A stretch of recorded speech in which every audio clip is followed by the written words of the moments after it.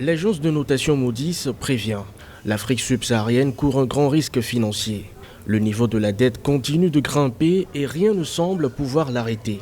Depuis 2012, elle est passée de 27% à 52% du produit intérieur brut. On constate que les emprunts sont de plus en plus soumis à des conditions non concessionnelles, les emprunts extérieurs. Parce que pour autant, il y a beaucoup de besoins en financement. Pour autant, ceux qui disposent de ces fonds durcissent un peu les conditions. Et ce qui amène plusieurs pays à chercher à se tourner vers les marchés financiers internationaux, s'exposant ainsi d'abord à la volatilité des marchés financiers et surtout à des chocs comme ceux que nous avons connus tout dernièrement, le choc pétrolier, la chute des cours du pétrole, qui diminue les ressources et aussi les chocs sécuritaires. L'explosion des eurobonds a fortement boosté le niveau de la dette.